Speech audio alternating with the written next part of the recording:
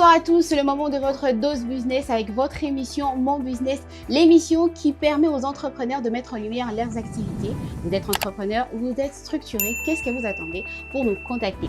Alors pour ce numéro, nous allons mettre en lumière la mode, le secteur de la mode, à travers l'entreprise choisie spécialement pour cette semaine, Priven Air. Et Priven Air en image, ça donne ceci. Priven Air est un salon de beauté moderne qui propose une large gamme de prestations. Tissage et coiffure tendance, pose de vernis classique, semi-permanent ou gel, maquillage de jour, de soirée ou événementiel. Chez Priven Air, chaque détail compte. Un accueil chaleureux, un service personnalisé et une vraie passion pour sublimer la beauté féminine sous toutes ses formes. Priven Air, le cœur du style. Alors, nous vous offrons des services tels que la coiffure dame et la coiffure homme. Donc, c'est un salon mixte. Côté coiffure dame, nous offrons des services, à part la coiffure, nous offrons aussi des services du maquillage. Nous avons aussi un coin nail bar pour les ongles. Nous offrons aussi des soins capillaires, donc un coin pour les soins et des traitements de cheveux.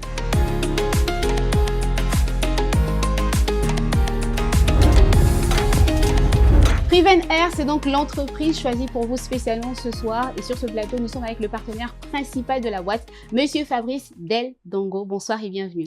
Bonsoir, Madame Leila. J'espère que vous allez bien. Ouais, ça va très bien par la grâce de Dieu. Alors, puisque c'est Priven Air qui nous réunit ce soir, nous aimerions savoir comment est-ce que vous avez atterri dans ces secteurs d'activité qui est la mode. Normalement, la mode, ce n'était pas par mon vouloir faire d'abord. C'était, j'étais encore un petit gamin à l'âge de 7 ans. Imaginez, à l'âge de 7 ans, à carrément. l'âge de 7 ans. Imaginez, ma mère, c'était une grande coiffeuse à Canaan à l'époque. Ma mère tressait souvent les cheveux, rasta, cordelette et consorts. Nous, on fréquentait les salons pendant les vacances juste pour les aider. Et à l'époque, on nous donnait ce qu'on appelait 1000 temps. C'était une façon de nous motiver en fait. Vous étiez un tout petit peu rémunéré. Imaginez, tu es encore trop petit, mais tu 7 pars ans au salon même. à l'âge de 7 ans. Tu fais seulement juste un coup de pouce à ta maman, mais à la fin de la journée, peut-être on te donne 500 fois autant de têtes que tu as fait pendant la journée. Donc, tu pouvais te retrouver peut-être avec 1000, 2000, 3000. C'est motivant. C'était vraiment motivant en fait. Pour moi, c'était juste que non, je fréquentais juste pour bénéficier au moins de ces 1000 temps-là. Sans pour autant savoir que c'était tout un travail que Dieu était en train de mettre en moi. Et aujourd'hui, je suis parvenu là où je suis arrivé. Et vous avez toujours su que vous allez œuvrer dans ces secteurs d'activité. C'est vrai que vous avez embrassé ces secteurs très jeunes, mais est-ce qu'au fond de vous, vous avez toujours su que c'est ça que vous voulez faire comme métier Bon, sinon, moi, ce n'était pas ça vraiment l'essentiel. Moi, c'était les études, en fait. Parce que je suivais les droits après un moment. Vous-même, vous savez, quand il n'y a pas l'argent, vous allez continuer avec les études comment? C'est par là que je m'étais posé la question, si aujourd'hui, je n'arrive pas vraiment à finir avec mes études universitaires, quel serais-je dans les jours à venir? Et je m'étais regardé, je me suis dit, mais en dehors, à part les études, je n'ai que le métier. Alors, comment est-ce que je peux maintenant persévérer avec ces métiers? C'est par là que je m'étais dit, bon, chez nous, au Kassai en tout cas, il n'y a pas du courant. Je m'étais dit, je dois arriver dans une ville où il y a du courant parce que j'ai fréquenté trop le cyber, j'ai consulté, regardé comment d'autres coiffeurs internationaux s'exercer avec des outillages, tout ça. Ça m'avait beaucoup intéressé. Je me suis dit, bon, je dois aller à Kinshasa, mais à Kinshasa, je n'avais pas aussi une famille. C'est par là que j'ai tracé le chemin d'aller à Lubumbashi. Et en arrivant là-bas, Dieu m'a fait quand même cette grâce-là. Il m'a fait croiser avec un grand coiffeur de la place qui répond au nom d'Alain Kela. Et cette personne-là m'avait beaucoup encadré jusqu'à ce qu'il y avait une personne qui m'a amené ici à Kinshasa. J'étais aussi encadré par les grands coiffeurs de tous les temps, Ferjus Ferré, le responsable du salon de coiffure Les Jumeaux. J'ai travaillé à ses côtés pendant 8 ans. Donc, mon souci, c'était seulement apprendre. Mais quand j'ai commencé, ce n'était pas vraiment ça. C'est que moi, je rêvais. Mais je me suis retrouvé dans ça parce que je n'avais pas quoi faire encore. Parce que j'étais vraiment dessus avec les études. Papa qui n'avait pas de moyens. Alors, c'est ça ce qui m'avait maintenant motivé de profiter maintenant de ces métiers-là et puis développer ça vraiment davantage. Et de fil en aiguille, c'est devenu une passion carrément. C'est devenu une passion pour moi. Donc, quand je fais la coiffure, je ne le fais pas peut-être pour me faire de l'argent, mais je le fais parce que j'aime faire ce travail. Alors, Monsieur Fabrice Del Dongo, avant de vous lancer sur votre propre compte, de devenir actionnaire ou alors partenaire principal, vous œuvrez dans une structure autre que celle dans laquelle vous êtes actuellement. Qu'est-ce qui vous a poussé de quitter ces structures-là pour vous mettre sur votre propre compte? Donc, pour ne pas citer les noms de là où je venais, donc, ma vision est tout autre. Okay. J'aime pas travailler avec les gens où je me vois que non, je suis en train de leur aider sans pour autant aussi bénéficier de ma vision. Moi, mon souci, ce n'était pas accompagner peut-être un salon de coiffure et me limiter par là. Okay. Il y a beaucoup de questions que je me pose en moi pour dire que non, je suis un jeune talentueux, un jeune visionnaire, je dois vraiment savoir comment aussi émerger dans mon activité où je suis en train de faire, une façon aussi de préparer ma retraite. Alors, là où je travaille, il n'y avait pas moyen que je puisse parler d'une académie que vous voyez peut-être circuler, Académie ACA, qui signifie Académie des coiffures africaines. Okay. Alors, je m'étais dit, mieux vaut travailler dans un angle où on va me comprendre et partager aussi ma vision et pourquoi pas aussi m'accompagner à la réussite de cette vision. Alors, je me retrouvais maintenant là où j'étais limité en fait. Je ne pouvais pas vraiment parler de cette académie qui était un rêve pour moi, réaliser ça un jour. C'est ça ce qui m'avait poussé vraiment de démissionner et choisir aussi un autre chemin. Est-ce que c'était facile? On sait que c'est quand même difficile de mettre sur pied un établissement dirigé par soi-même. Racontez-nous un peu cette histoire-là. Comment est-ce que vous êtes arrivé à mettre sur pied Prevent Air? Bon, sinon... Vous êtes passé par quoi? Les difficultés, je suis quelqu'un qui maîtrise d'abord bien le secteur de salon de coiffure. D'abord, moi, je suis un grand nom de la ville. Je crois vraiment à mes capacités, compétences, tout ça. Quitter là où j'étais vraiment, bon, c'est une grande entreprise aussi. Peu importe, nous ne sommes pas encore ensemble, mais je croyais en moi. Je me disais, je suis encore capable de faire encore monter une entreprise qui n'a jamais existé et ça va exister. Prevent Air, c'est pour la toute première fois que cette entreprise existe. Même pas dans un petit quartier, dans un petit coin où on parlait de Prevent Air. Directement, on a ciblé Kinshasa Mall. Aujourd'hui, vous avez vu Prevent Air en place. C'est parce que, d'abord, je maîtrise bien le travail. D'abord, je suis un jeune courageux. Je maîtrise aussi je ne peux pas dire que non à 100%, mais je sais quand même comment communiquer pour attirer au moins les gens. Exactement. Voilà pourquoi aujourd'hui, Prevent Air existe. On n'a même pas encore une année. On va totaliser une année le 15 novembre. Mais pour moi, jusqu'à ce point, j'ai dit que c'est la réussite. Exactement. Et nous vous souhaitons encore d'émerger encore plus dans l'avenir. En tout cas, merci beaucoup. Ça va vraiment marcher. Alors, vous avez cité ce coin-là, Kinshasa Mall. C'est un coin stratégique. Bon, dire que c'est un coin stratégique pour moi... C'est pour appâter une clientèle cible? C'est pour appâter les clients cibles, comme vous venez de le dire. Parce que vous savez, on a ciblé Kinshasa Mall. Pourquoi? Un salon de coiffure, d'abord, au départ, vous devrez avoir un bon parking.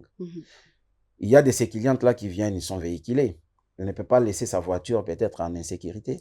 Et après, peut-être, elle est au salon. Un moment que non, c'est les roulages qui sont venus et puis ils ont pris la voiture de la personne, ils sont partis avec.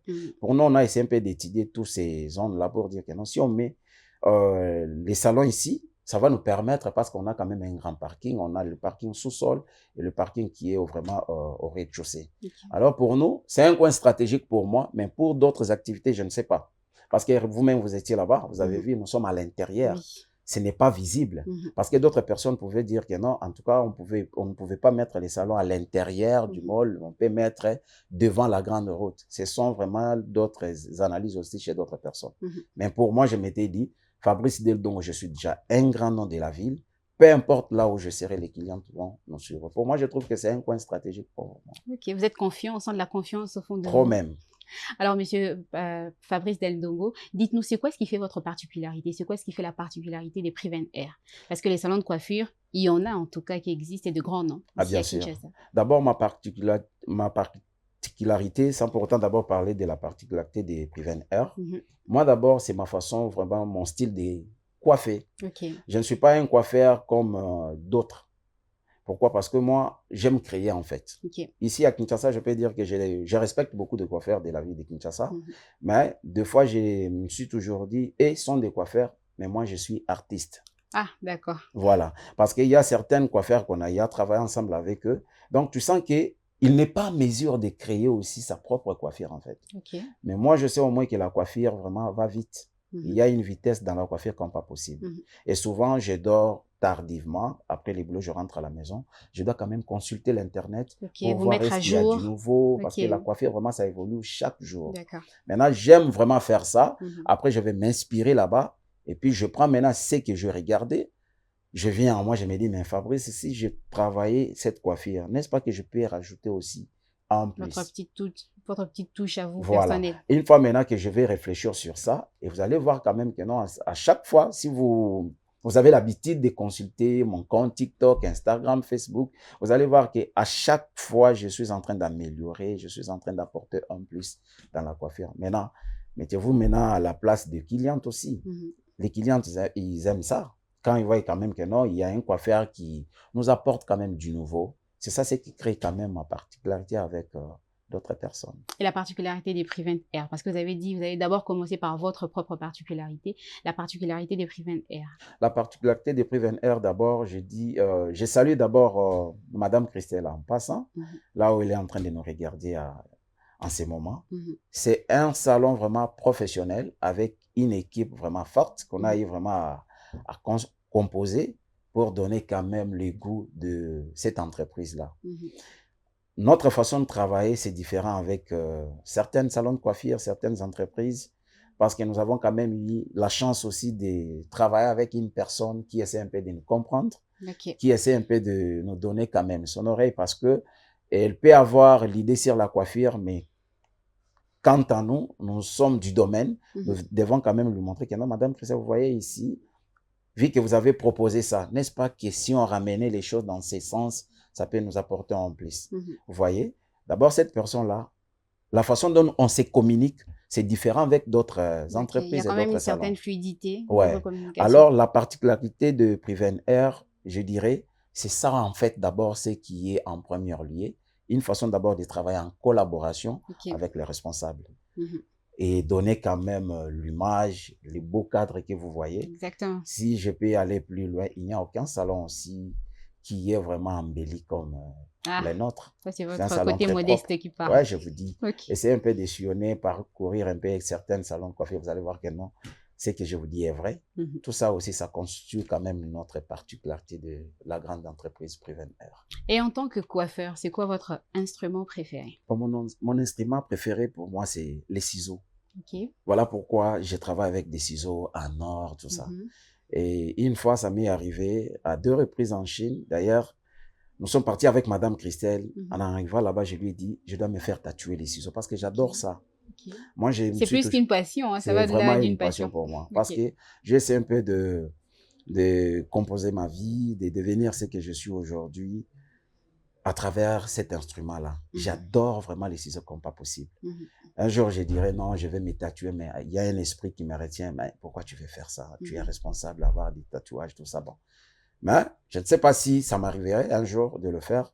Mais pour moi, c'est ça vraiment mon outillage vraiment préféré. C'est votre instrument préféré, c'est votre instrument fétiche. Ouais, ça vraiment, il n'y a pas de débat. Si vous regardez la façon dont je suis en train de travailler avec ça, vous allez sentir que je me sens vraiment à l'aise en utilisant vraiment cet instrument. Alors tout à l'heure, lorsqu'on a parlé de l'emplacement du salon, vous avez dit que c'est pour attirer une certaine clientèle, c'est-à-dire une clientèle cible. Est-ce que vous estimez que vos prix sont réservés à une certaine catégorie des clientes? Non, non, jusqu'à présent, c'est un projet. Nous sommes en train de penser comment ouvrir un VIP pour essayer un peu de différencier aussi certaines personnes. On reçoit vraiment toute catégorie. Parce que certaines personnes vont se dire Kinshasa Mall, voilà. La façon dont le salon est présenté. Le prix en général, nous avons même pris que d'autres salons de coiffure. Nous ne sommes pas vraiment, on n'exagère pas vraiment en tarifant nos prix là-bas. Mais c'est un projet. Si on va faire vraiment VIP, là, on va commencer à recevoir au moins cette catégorie-là des gens qui viennent souvent au salon. Ah, je suis pressé. Ça sera sur rendez-vous. Quand vous venez maintenant, vous êtes pressé et vous avez pris votre rendez-vous. Le prix ne sera pas le même que tout le monde. Donc, c'est juste un peu ça. Mais actuellement, nous avons le prix normal parce que nous ne sommes pas chers. Alors, tout à l'heure, dans le reportage, on a quand même essayé d'énumérer avec un de vos collaborateurs les services que renferment les salons Prevent Hair. Avec vous, j'aimerais qu'on entre un tout petit peu en profondeur sur ce que vous faites ou alors sur ce que vous proposez comme service. Bon, là-bas, et produits, parce qu'il y a des perruques aussi. Les produits, normalement, Prevent Hair, c'est une entreprise où vous allez trouver au moins quelques départements différents. Nous sommes basés sur la coiffure, aussi la maquillage. sommes aussi dans l'onglerie et la vente de perruques. C'est ça comme produits, activités qui se passent dans notre entreprise. Alors, le business principal, je dirais, c'est un salon de coiffure, mais les perruques aussi interviennent quand il y a une cliente qui arrive au salon, elle a besoin d'une perruque et peut-être elle n'avait pas ramené sa perruque. Elle doit quand même parce acheter. que vous autorisez aussi les personnes à ramener leur propre perruque. C'est normal parce que c'est une entreprise. Il y a des départements différents. Si vous avez amené votre perruque, c'est-à-dire du côté coiffure, on va aussi bénéficier quelque chose. Si vous venez peut-être acheter encore la perruque, c'est-à-dire on gagne aussi de l'autre côté pour l'achat de nos perruques. Alors, donc, c'est comme ça que nous sommes en train de fonctionner. Alors, après une coiffure, est-ce que vous donnez des instructions à la cliente sur comment protéger, si c'est peut-être une laisse, comment prendre soin de ça pour que ça tienne un long moment, comment nettoyer, ou alors la dame doit revenir à chaque fois pour des retouches? Comment ça se passe? Ça, c'est vrai. D'habitude, j'ai toujours fait ça. Je vous donne un exemple par rapport aux coiffures que vous voyez, des boucles que je fais. Ce sont des coiffures vraiment cérémoniales, si je peux dire. Il y a d'autres personnes qui pensent que quand ils viennent au salon, quand on va boucler, ça va rester 2-3 jours. Alors, sur ces points-là, j'aimerais vraiment clarifier au moins les choses. Que les clientes n'arrivent pas vraiment à faire peut-être troubler nos têtes. Parce que quand on te boucle, c'est juste pour une manifestation, tu as une fête. Donc c'est juste pour une soirée. C'est juste pour une soirée. Tu as une fête de mariage, tu as un rendez-vous, tu veux aller dîner. Là, quand même, tu peux faire ce genre de coiffure. Et dire que non, ça peut dire, en tout cas, c'est faux. Voilà pourquoi à chaque fois quand moi je coiffe la cliente, j'essaie un peu quand même de donner des instructions pour dire que non, madame, vous voyez, votre coiffure, c'est joli comme ça. Si vous voulez garder, il faut faire ça, il faut utiliser ça. Avant de dormir, n'est-ce pas que vous pouvez prendre cet élastique, mettre, avant de vous laver, essayez un peu d'utiliser ça. Et quand vous rentrez à la maison, quel genre de produit que vous pouvez mettre? Parce que des fois, il y a de ces produits-là qu'on utilise aux mèches, aux perruques, qui abîment aussi. Peut-être des produits-là, ce ne sont pas de bonne qualité. Une fois utilisés, appliqués à une perruque, ou soit à un tissage, ça abîme. Et du coup, peut-être vous allez penser que non, cette entreprise-là, leurs perruques ne sont pas de la bonne qualité. Nous sommes censés de donner quand même des instructions pour protéger aussi quand même notre travail, en fait. Exactement. Vous travaillez avec les femmes. Est-ce que c'est facile? C'est pas facile. Je ne sais même pas si c'est une question que je devrais vous poser, parce que moi-même, en tant que femme, je sais que c'est pas facile. C'est pas facile. Comment est-ce que vous arrivez à tenir? Alors, vous savez, la coiffure, d'abord, ça me demande la maîtrise de soi.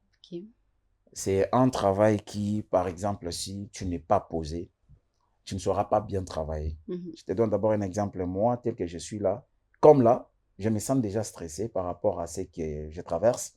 Je ne peux pas dire que non, je peux ou ne pas aller au travail. Je serai au travail, mais je dois d'abord travailler ma tête. Parce que chaque client a aussi ses exigences. Ça, vous le savez. Non, moi, je veux que ça soit comme ça. Maintenant, imagine, tu reçois par exemple 10, 15, 20 personnes par jour. Tu es obligé de satisfaire toutes ces personnes-là.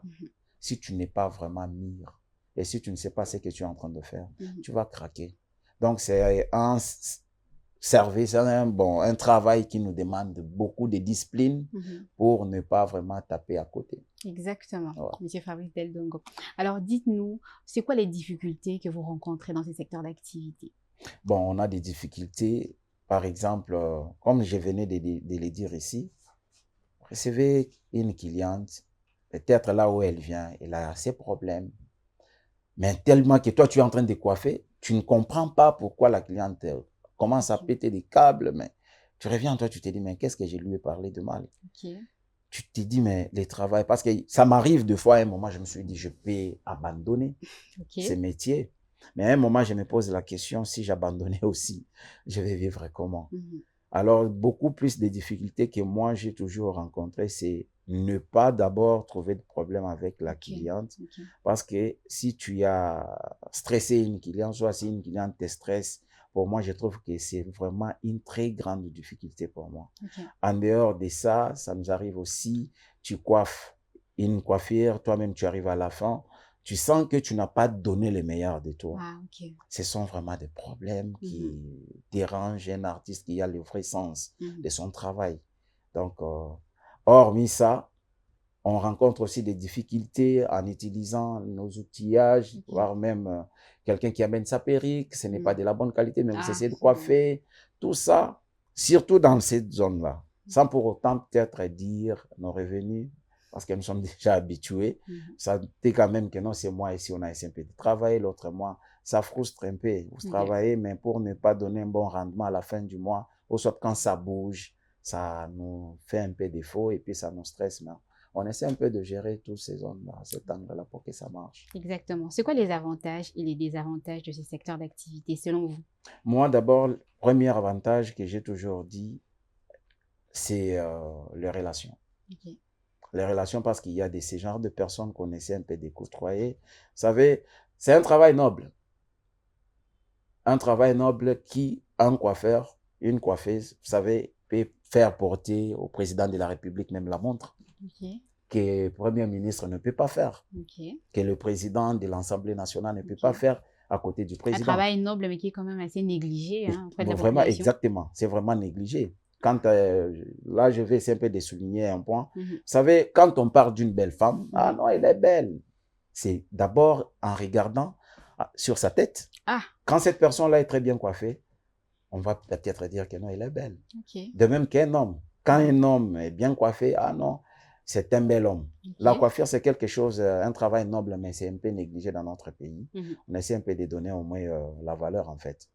Ouais. Les avantages, comme j'étais en train de l'expliquer ici, d'abord, c'est les relations. Okay. Il y a ces genres de personnes qu'on côtoie avec, tu peux arriver, tu sens que non, il y a la sécurité, tout ça, mais toi, tu entres facilement. Okay. Vous avez quand même ces privilèges. Vous voyez?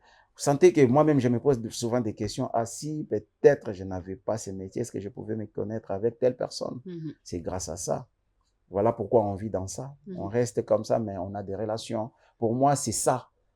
Beaucoup plus, sans pour autant peut-être parler des avantages matériels, mais ce que moi je compte beaucoup plus, c'est des relations. Parce que vous savez, dans la vie, si vous n'avez pas de relations, vous êtes foutu. Exactement. Voilà. Et les désavantages de ce secteur d'activité? Des avantages, bon, on a essayé un peu d'énumérer ici.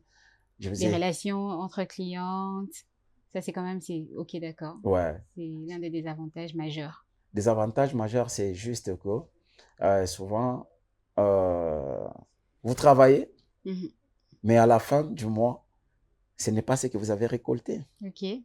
Si on peut rémunérer sur des avantages, pour moi, ça sera toujours en matière de l'argent. Okay. Parce que quand vous vous retrouvez bien, vous n'allez pas penser aux désavantages. Mais si vous récoltez quand même quelque chose de très important à la fin du mois, c'est bien. Mais une fois que ce n'est pas réalisé, pour nous, c'est vraiment l'échec. C'est ça même des avantages d'une entreprise. Exactement. Alors, on va pratiquement mettre fin à cette interview, mais j'aimerais qu'on parle quand même de l'académie. En quoi est-ce que ça consiste, de façon brève? En quoi est-ce que ça consiste, ACA? Et comment faire pour intégrer cette grande famille? Bon, l'académie ACA, c'est d'abord l'initiative créée par moi-même. Les grands visionnaires, c'est moi. J'essaie un peu d'associer les gens pour qui viennent quand même seconder. Moi seul, je ne pouvais pas faire. Je salue vraiment toute l'équipe. Si vous me permettez de leur saluer, Maître Bernard, le manager Hilaire, Monsieur Patrick, mon papa Steve, Monsieur Ned. C'est ça vraiment une équipe qui constitue vraiment cette académie. L'académie ACA, c'est pour promouvoir d'abord la jeunesse. Vous savez, à nos jours d'aujourd'hui, on n'a pas des grands coiffeurs professionnels sur la ville. Vous allez remarquer, voilà, l'exemple est comme moi. Je vous ai parlé que j'étais quelque part 8 ans. Après, je suis quitté, je suis allé quelque part 3 ans. Aujourd'hui, je suis encore avec Madame Christelle. Vous voyez, vous allez remarquer, c'est le même visage qui se déplace. Pourquoi? Parce que nous ne sommes pas encore nombreux dans ces domaines. Alors, je me suis dit, dans l'académie, je dois créer cette académie pour former d'abord, promouvoir la jeunesse. Un jour, nous, ici, nous ne serons pas en mesure de coiffer. N'est-ce pas qu'ici, on a formé des bonnes personnes qui doivent aussi continuer à défendre vraiment cette zone. Et l'académie ACA, nous avons 3 départements différents. Nous avons la formation, quelqu'un qui n'a jamais fait la coiffure, peut venir chez nous apprendre. Nous avons l'accompagnement et l'encadrement d'un coiffeur qui sait déjà faire, mais qui n'arrive pas vraiment à faire. Il y a quand même des niveaux comme ça qu'il faut respecter. Nous l'accompagnons vraiment pour leur faire atteindre un niveau très élevé. Au-delà de ça, nous avons encore un département où nous sommes en train d'accompagner les différents salons de coiffure. Vous allez voir qu'il y a certaines personnes, il n'est pas du domaine, mais il a essayé un peu quand même, il a essayé un peu d'ouvrir un salon de coiffure. Mais cette personne-là, à un certain point, se retrouve qu'il est limité. L'académie est là pour accompagner cette personne. Parce qu'il est là, il ne sait pas où trouver des bonnes personnes, des bons coiffeurs, de bonnes coiffeuses. Comment est-ce qu'il va faire avancer son business?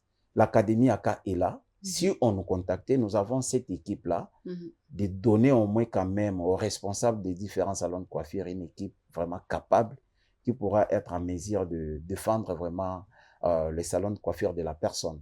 Merci, monsieur Fabrice Dendongo. C'était un plaisir pour nous de vous recevoir sur notre beau et joli plateau de Mon Business. On espère que vous avez passé un moment agréable ensemble avec nous. Merci à vous aussi, madame Leïla, pour ces beaux moments passés ensemble et surtout de m'avoir fait confiance, de m'inviter sur ces beaux plateaux pour parler quand même de ce que je suis en train de faire. Une façon aussi de faire appel aux gens. Pour moi, c'était un bon moment partagé ensemble. Ok, d'accord. Sincèrement, merci pour ça. Merci. C'est nous qui vous remercions d'avoir honoré notre invitation. Le plaisir est partagé. Et chers téléspectateurs, vous l'aurez donc compris, c'est la fin de l'interview sur ce plateau avec le partenaire principal du salon Priven Air. La suite, c'est dans un instant avec Samuel Moutonnier pour le compte de sa rubrique 1+.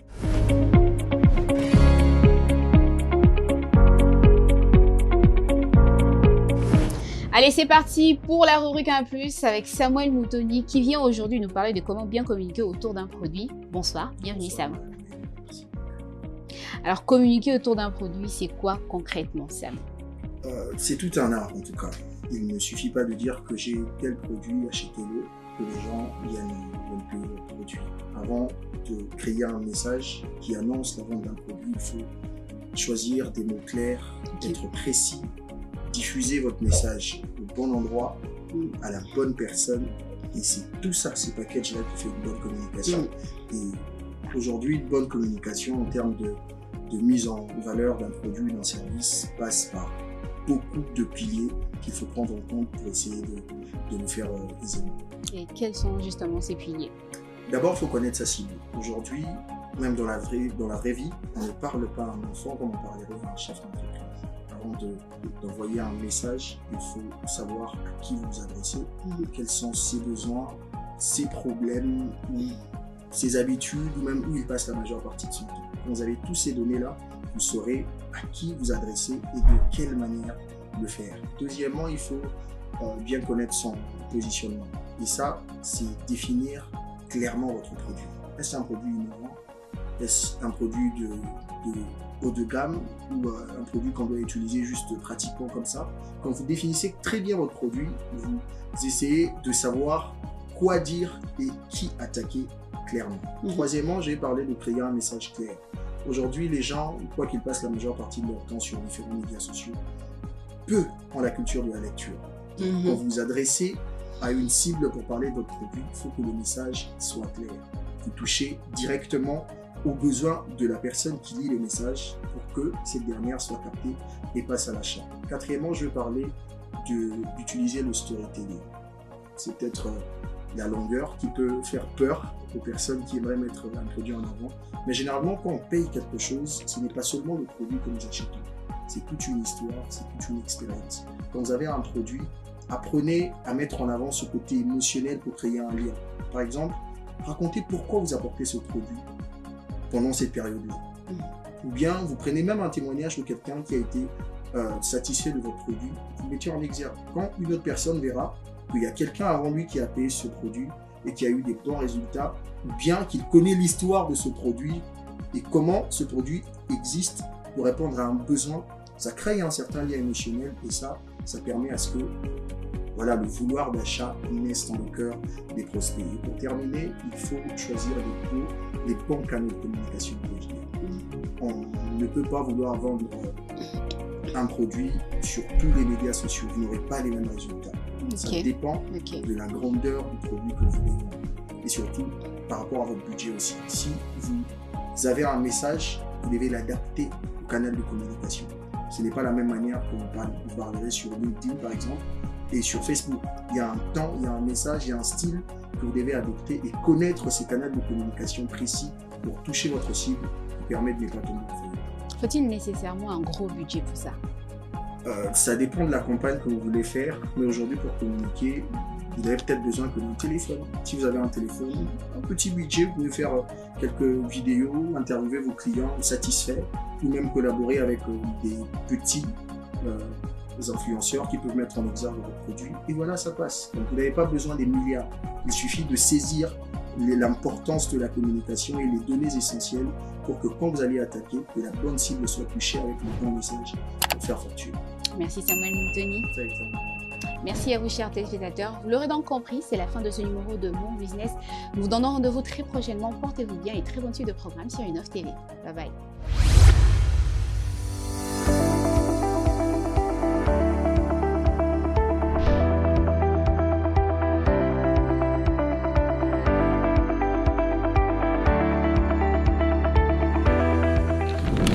Innov TV, vivez la télé dans sa dimension créative.